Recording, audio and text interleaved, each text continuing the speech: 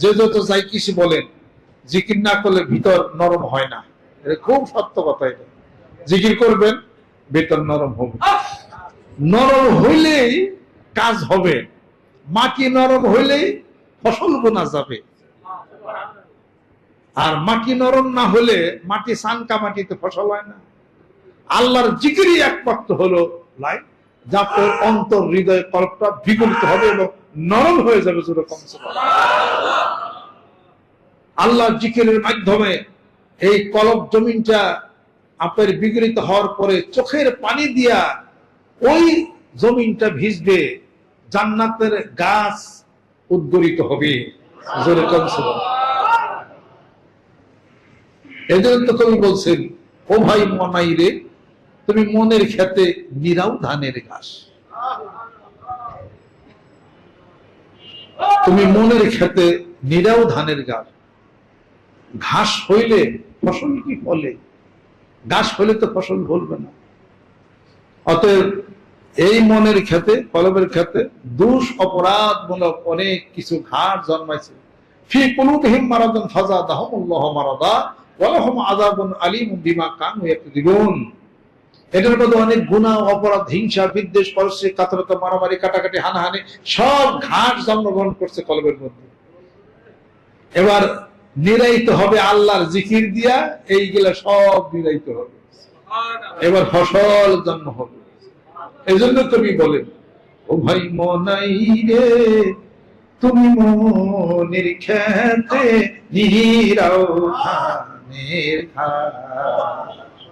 ও ভাই মনাই রে, তুমি মনের খেতে নিরাও ধানের ঘাস।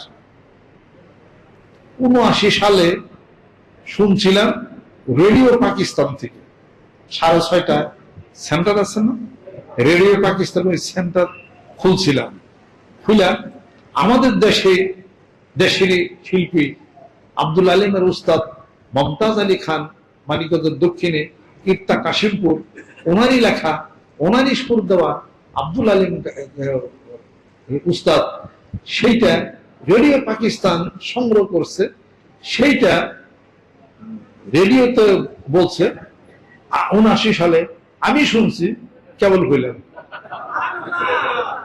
এই ইত্তা কাশিমপুরে, এখানে বাড়িতে দেখেন কত কথা বলে। পাকিস্তানের সবচেয়ে বেশি সংগ্রহ আছে বাঙালিদের, আমাদের গজলগুলি।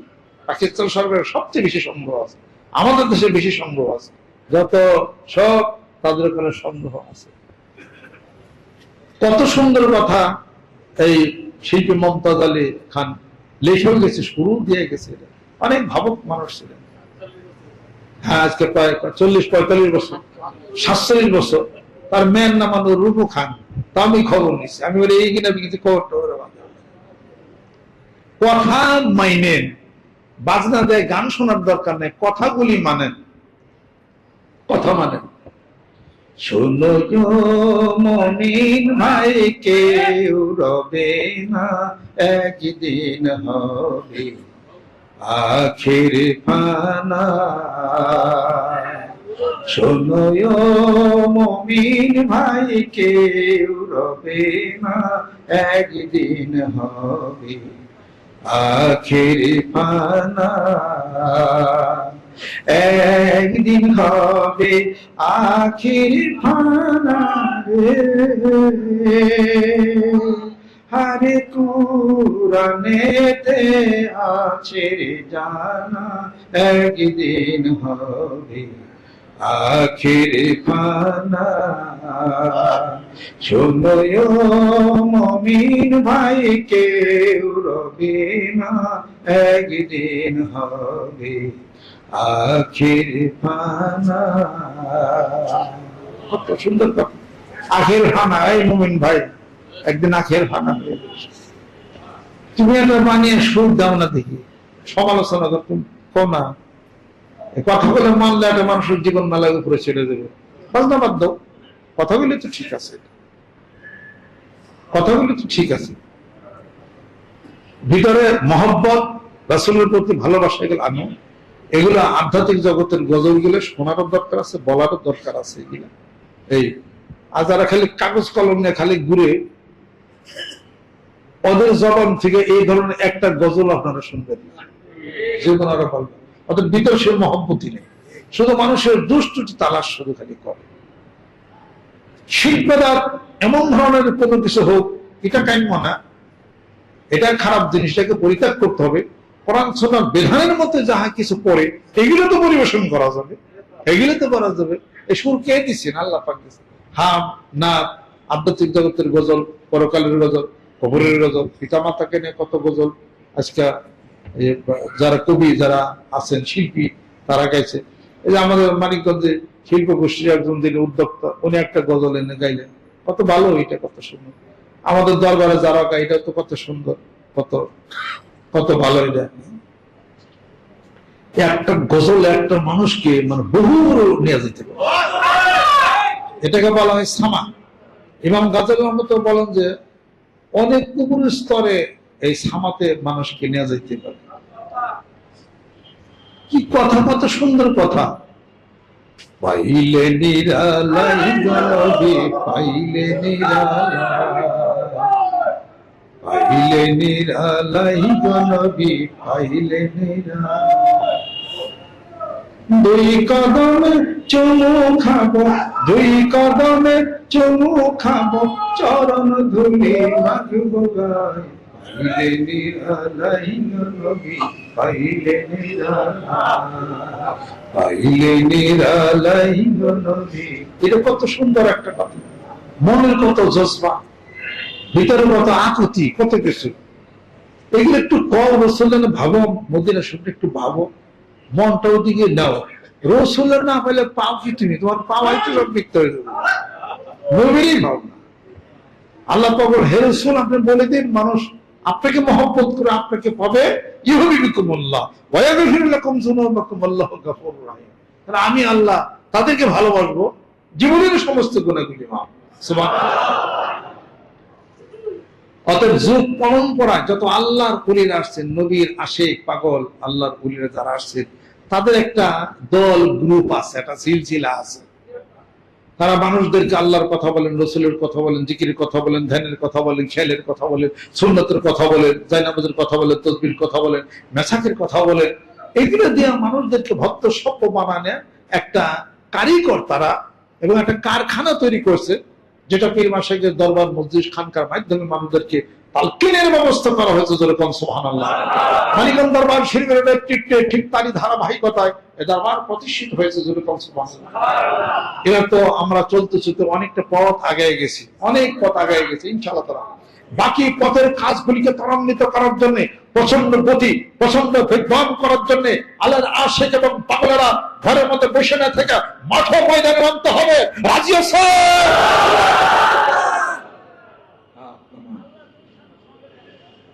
বাড়তে গেলে কি সিট কম মনে পারবো? আজকে তো বড় নাই, স্পিড কমে গেছে, গা তোমার চলে গেছে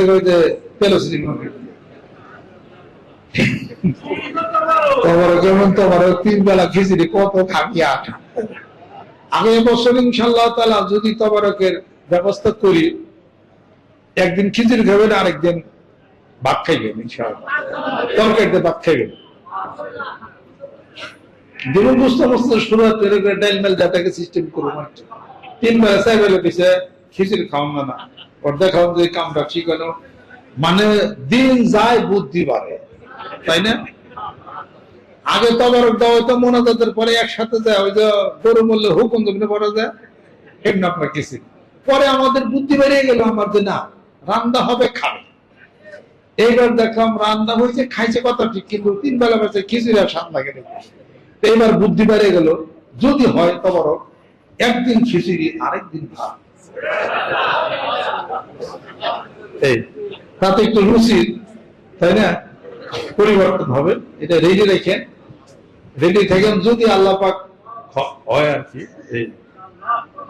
আল্লাহ পাক যদি রহমত দেন, এখন থেকে আগামী বিশ্বস্তর কাজগুলি আগান লাগবো। আশা করি আগামী ডিসেম্বরের 23, 24, 25 তারিখে বিশ্বস্তমা সম্ভাব্য ডেট। আগামী ডিসেম্বরের 23, 24, 25 সম্ভাব্য ডেট মোটামুটি 98% শিওর আর কি, বুধ বৃহস্পতি শুক্রবার। কিষান মনে হয় যাইবে না, হয়তো কিষান ধরে 1 সপ্তাহ না, কিষাইলে ওর 2 বছর পেছা যায়, 26-27 পেছা যায়। এই ডেটে মোটামুটি ভালো। এই ডেটটা মনে রেখা আমাদের কাজ চালাইতে হবে। 1 নম্বর কাজ, আপনাদের মুরিদের সংখ্যা বাড়াইতে হবে, জিকিরওয়ালার সংখ্যা বাড়াইতে হবে, দাওয়াতি কাজ, দাওয়াত ও তাবলীগের কাজ, যারে ধরবেন তারে ছাড়বেন না। ওই যে ইরান কইছিল আমেরিকারে যে আয় খালি আসবি মার গারুন, কব্বর রেডি করে থুইছে, জানাজা ছাড়া খালি গারবো, মারবো আর খালি গারবো, জানাজা নাই কোনো। মানে পদাতিকে যদি ওরা মাটিতে যদি যুদ্ধ করার জন্য আসে, মার গারুন। সুবহানাল্লাহ। অতএব মানিকগঞ্জ যারে ধরুন তারে ছাড়ুন না, আরে খামসিতে রেখে দিন ইনশাআল্লাহ। এই কল্পনা নেয় মাঠে নেই বাজান, ইনশাআল্লাহ উড়ে যাব।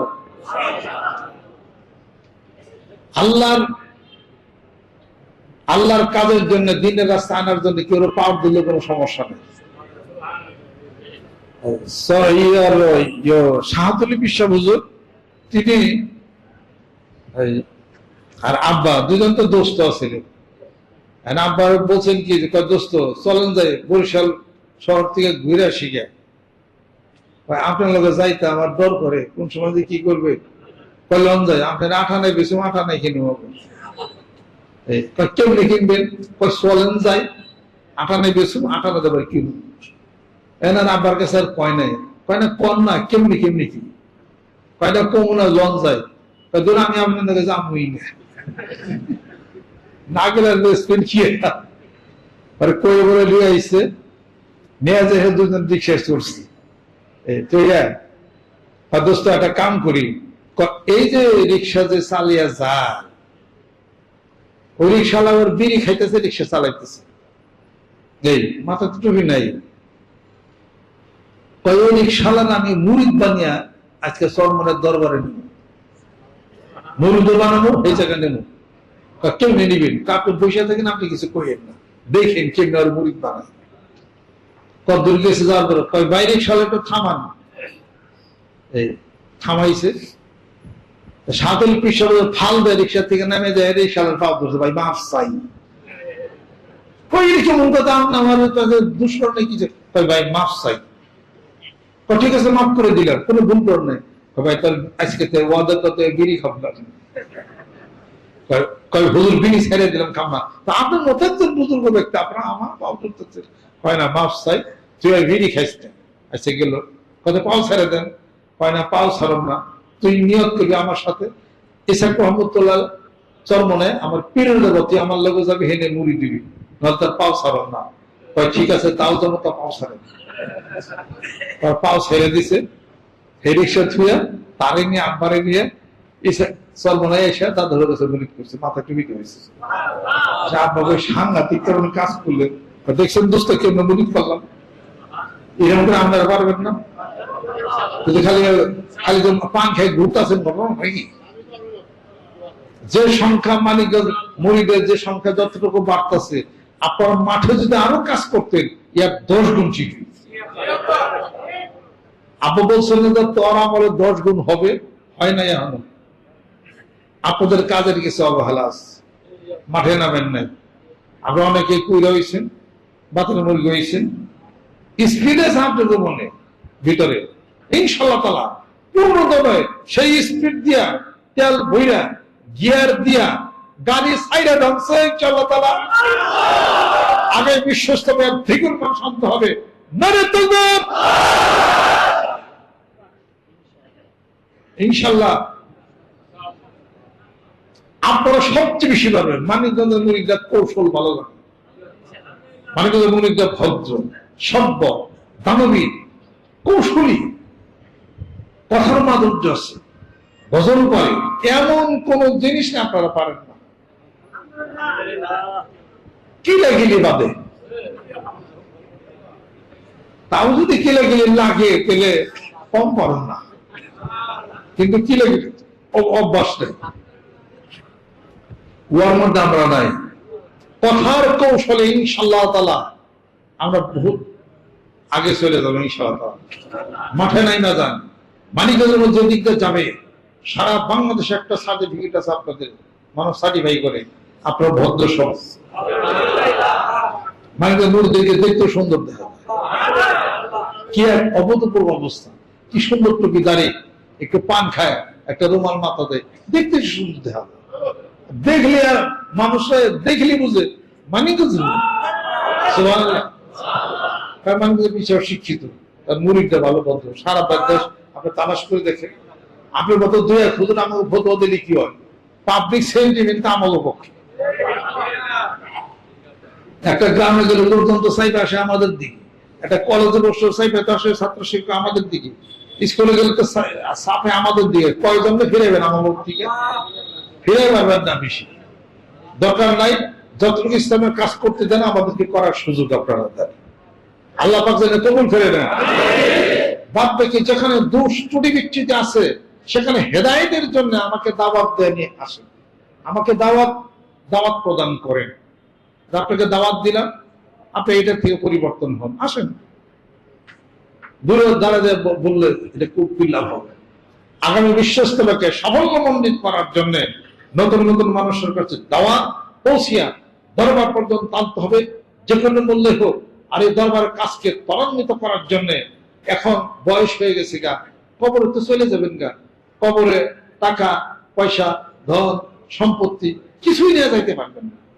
একটা মার্কিন কাপড় নিয়ে 3.5 হাত কবর, বেশি না, বালিশ নাই যেখানে, আর যেখানে ল্যাপ নাই তোষক নাই, যেখানে সবকিছু থিয়ে যাবে।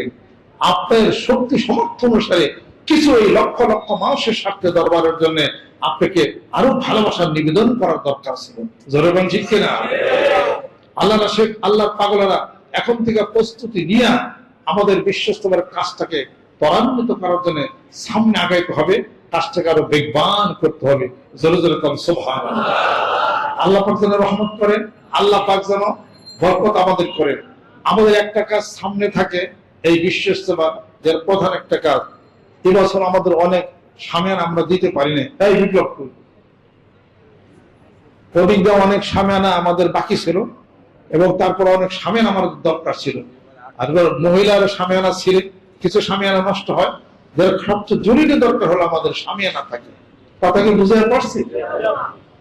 আগামী বিশ্বস্ততার আগে মানসিক প্রস্তুতি নিয়ে যারা যারা আপনারা ওই কমিটির মাধ্যমে সবাই মিলে দেন, সেটা হলো